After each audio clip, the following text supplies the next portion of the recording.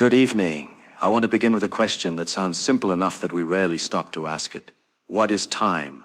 I do not mean how late it is, or how long a lecture lasts, or how fast your watch runs. I mean something more basic. What is this thing that we all use every day without ever touching it? We talk about it as if it were obvious. We say the past is gone, the future is not here yet, and the present is what we have. That sounds neat and tidy. Nature, however, has a habit of refusing to be neat and tidy in the way our minds prefer. When people first learn physics, they usually feel comfortable with time. You measure it, you plug it into equations, you wait for things to happen. Nothing feels strange about it. Space can be confusing, forces can be tricky, but time feels friendly. It marches forward, it never turns around. Everyone agrees on what now means, or so it seems. Physics begins by taking these comfortable ideas and using them. Then, if you are lucky, physics ends by taking them away again. In everyday life, time feels like a straight line. Behind us is memory. Ahead of us is expectation. We remember breakfast. We plan dinner. We do not remember tomorrow. And we do not plan yesterday. This creates a strong sense of direction. It feels so natural that it is hard to imagine it could be wrong. But physics is not built on feelings. It is built on careful measurements, comparisons, and the stubborn refusal to accept an idea just because it feels right. For a very long time, physics was perfectly happy with this simple picture. Isaac Newton described time as something that flows evenly, by itself, whether anything happens or not. Imagine a great cosmic clock, ticking away in the background of the universe. All motion, all change, all events take place against this steady ticking. If nothing moved, time would still pass. This idea is called absolute time, and it is a powerful one. It worked extremely well. It allowed people to predict the motion of planets, the fall of apples, and the swing of pendulums. There was no reason to doubt it.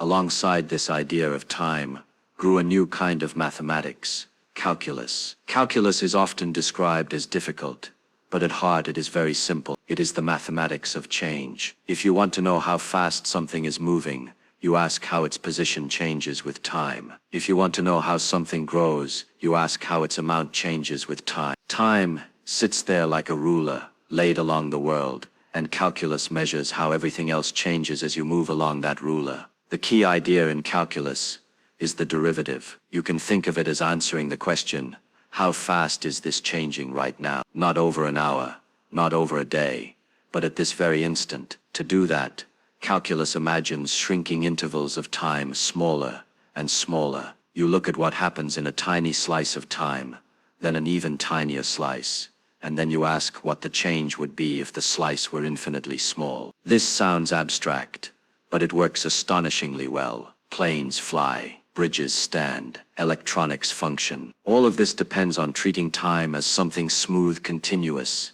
and well-behaved. But notice what we quietly assume. We assumed that there is such a thing as right now that everyone can agree on. We assumed that time flows the same way everywhere. We assumed that we can slice time as finely as we like, and it will still make sense. These assumptions are not written in bold letters. They are hidden inside the mathematics. And hidden assumptions are the most dangerous kind, because we forget they are there. For centuries, no experiment contradicted these ideas. Then, near the end of the 19th century, physicists began to notice something odd. Light behaved in a way that did not fit with the old picture of time and space. No matter how fast the source moved, light always traveled at the same speed. This was deeply disturbing. According to common sense, speeds should. If you throw a ball from a moving train, it goes faster relative to the ground. Light refused to play by that rule. To explain this, physicists had to give up something they loved. They gave up absolute time. The result was the theory of relativity. Despite its reputation, the basic idea is not complicated. If the speed of light is the same for everyone, then different observers must disagree about time and space. There is no other way out. Time cannot be universal if light is. Imagine two people moving relative to each other, each with a clock. They meet, compare clocks, and then separate. Later they meet again. The clocks do not agree. This is not because one clock is broken. It is because time itself has passed differently for the two observers. This effect, called time dilation, has been measured many times. Fast-moving particles live longer than slow ones. Atomic clocks on airplanes tick differently than clocks on the ground. Time is not the same everywhere. Even more unsettling is what happens to the idea of now. Suppose two events happen at different places. One observer says they happened at the same time. Another observer, moving differently, says one happened before the other. There is no fact of the matter about which observer is right. Both are correct within their own frames of reference. This means there is no universal present moment slicing across the universe. The now you feel so strongly is not written into the laws of physics. At this point, many people become uncomfortable. They ask, but surely the past is fixed and the future is open. Physics does not say that. Physics says that events are arranged in a four-dimensional structure called spacetime. Time is not something separate from space. It is another dimension with different properties, but woven together with space in a single fabric. An event is not something that happens at a time. It is something that happens at a place and a time, inseparably. One way to picture this is called the block universe. Imagine the entire history of the universe laid out at once, like a complete map. Every event that ever happened or will happen has a place in this structure. Nothing is flowing. Nothing is being created moment by moment. The feeling of passage is not part of the map. It is something that happens inside certain complex systems, like brains. This idea often leads to misunderstandings. People worry that it means the future is fixed, or that free will is an illusion. Those are philosophical questions, not physical ones. Physics does not tell you how to live your life. It tells you how events are related. Whether you call those events fixed or open depends on what you mean by those words. Physics itself remains silent on the feeling of choice. Now let us return to a simple question. If physics does not distinguish the past from the future in its basic structure, why do we experience such a strong difference? Why do we remember the past and not the future? Why do causes come before effect? To answer this, we must talk about something called entropy. Entropy is often described as disorder, but that word can be misleading. A better way to think about entropy is as a measure of how many microscopic arrangements correspond to what we see at a large scale. A neat stack of cards can be arranged in very few ways. A shuffled deck can be arranged in an enormous number of ways. The shuffled deck has higher entropy, not because it looks messy, but because there are more ways to make it look that way. The laws of physics, at the microscopic level, are mostly time-symmetric. If you filmed atoms bouncing around and ran the film backward, the motion would still obey the same laws. Nothing in those laws prefers past over future. But when you have many particles, statistics takes over. Systems naturally move from unlikely arrangements to likely ones. This is why entropy tends to increase. Memory depends on entropy. To remember something, you must leave a physical record. That record requires energy and increases entropy elsewhere. You cannot form a memory of the future, because the physical processes that create records have not happened yet. This is not a limitation of imagination. It is a consequence of how matter behaves. So the arrow of time, the direction we feel so strongly, comes not from the fundamental laws, but from the special conditions of the universe. The universe began in a state of remarkably low entropy. From that beginning, entropy has been increasing. Everything we call the past lies in the direction of lower entropy. Everything we call the future lies in the direction of higher entropy. Our brains, our memories, and our sense of causation are all built on this fact. Notice something important here. The equations of calculus do not contain an arrow of time. They work just as well forward as backward. The derivative does not care which way time points. It only cares about change. The arrow enters when we apply those equations to systems with many parts and special initial conditions. This is why time feels simple in daily life, but becomes strange when examined closely. At this stage, you might feel that time has slipped out from under your feet. That is a healthy feeling. It means you are no longer mistaking intuition for explanation. Physics often replaces comfortable stories with precise ones, and precision can feel cold at first. But there is also beauty in it. The universe is not obligated to make sense in the way we evolved to expect. It only has to behave consistently. As we go on, we will see that even this strange picture is not the end of the story. We will see how probability, quantum mechanics, and information complicate the idea of past and future even further. For now it is enough to notice that what feels obvious about time is mostly a feature of us, not of the world itself. Let us continue from where the discomfort began, because discomfort is often a sign that we are close to something interesting. We ended by seeing that the basic laws of physics do not care which way time points, and yet our experience cares very much. Now we must face a strange situation. The equations that describe motion,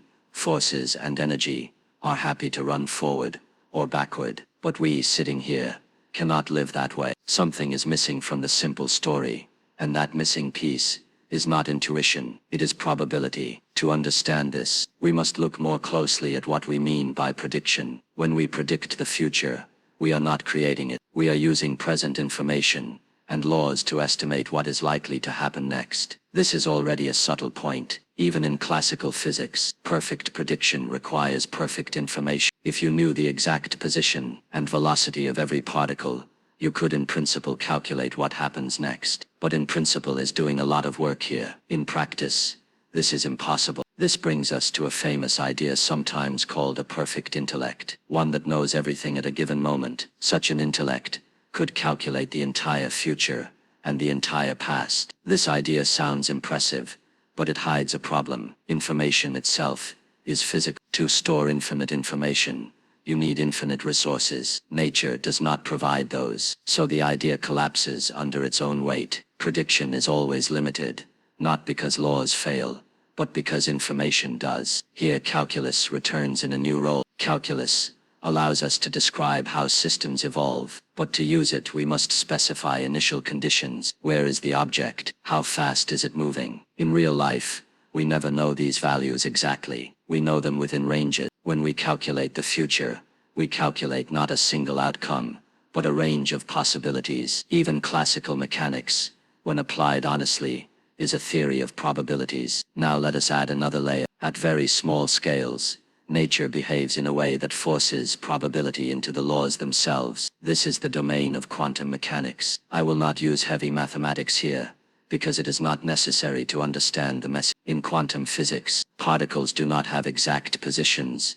and velocities at the same time. The theory does not allow it. This is not a failure of measurement. It is a feature of reality as far as we can tell. Instead of exact predictions, quantum mechanics gives probability. It tells us how likely different outcomes are. The equations are precise. The results are not deterministic in the old sense. This often leads people to say that the future is open in a special way. That language can be misleading. The equations still evolve smoothly and predictably. What they evolve is not a single outcome, but a set of probabilities. Time in quantum mechanics plays a curious role. It is still there as a parameter that orders change. The equations change states with time, but once again, the equations themselves do not point toward a preferred direction. If you reverse time in many quantum equations, they still work. The arrow does not come from quantum laws either. It comes from how systems interact, lose information, and spread correlations. Measurement is where confusion often enters. When a quantum system interacts with a measuring device, the result appears definite. We see a spot on a screen, we record a number, but the measuring device is itself a physical system with many parts. During the interaction, information spreads into the environment. This process is effectively irreversible, not because it cannot be reversed in principle, but because reversing it would require control over an absurd number of degrees of freedom. Once again, entropy enters quietly and firmly. This is an important lesson. Irreversibility is not about impossibility, it is about overwhelming improbability. Physics rarely says something is absolutely forbidden. It says something is fantastically unlikely. Cups can unshatter, smoke can gather back into a cigarette, but the number of microscopic arrangements that produce these outcomes is so tiny compared to the alternatives that we never see them. Time's arrow is statistical, not absolute. Now consider what this means for the future. The future feels undetermined, because we do not have records of, we do not have memory traces pointing forward. We have uncertainty, but uncertainty is not the same as freedom from laws. It is freedom from knowledge. The future is open to us, because we do not know it, not because physics has left a blank space, waiting to be filled. At this point, people often ask about choice. If the universe can be described as a whole structure of events. Where do decisions fit? From the inside, decisions are processes. They involve brains, neurons, signals and feedback. They unfold in time and depend on prior states. From the outside, they are part of the same physical story as everything else. Physics does not deny their existence. It simply refuses to give them a special exemption from consistency. It is tempting to think that physics should validate our feelings, but that is not its job. Physics describes patterns. Feelings are real experiences, but they are not fundamental laws. When you feel time passing, that feeling is generated by a physical system that changes in a particular way. The feeling itself is not a measure of time. It is an effect of memory formation and attention. Let us return once more to calculus, because it quietly shapes our thinking. Calculus assumes continuity. It assumes smooth change. Time enters as a parameter along which things evolve, but calculus does not explain why there is change. It describes how change relates to other change. Asking why time exists is like asking why numbers exist. Physics does not answer that kind of question. It answers conditional ones. If this, then that. In advanced physics, time sometimes behaves even more strangely. In certain equations, time can be treated like space, with a different sign. In others, it disappears entirely and reappears in new forms. These are deep ideas, and we do not need them tonight. What matters is the pattern we keep seeing. The more fundamental the level we examine, the less time behaves like a flowing river. This does not mean time is an illusion in the sense of being fake. It means our common picture of it is incomplete. The past is not a place that vanished. The future is not a place waiting to appear. Both are sets of events related by physical laws. The difference between them comes from asymmetries in information and entropy, not from a cosmic clock pushing things forward. You may wonder why the universe started in such a low entropy state. That is an excellent question, and we do not yet have a complete answer. Some ideas involve cosmology, inflation, or deeper laws we do not yet know. What matters for us is that this initial condition sets the stage for everything we experience. Without it, there would be no memory, no learning, no life. Science often advances by asking simple questions and accepting strange answers. Time is one of the simplest questions, and one of the strangest answers. We began by trusting intuition. We end by respecting it, but not obeying it. Intuition is a tool shaped by survival, not by truth. At the deepest level, if there is a lesson here, it is not that time is unreal, or that the future is fixed. The lesson is that nature is subtler than our language. Words like past, present and future are useful, but they are not precise. Physics asks us to trade comforting stories for careful ones. In return, it gives us something better than certainty. It gives us understanding. As we move forward, remember this attitude. Do not ask what nature should do. Ask what it does do. And when the answer feels strange, do not reject it too quickly. That strangeness is often a sign that you are learning something new about the world and about yourself as a part of it.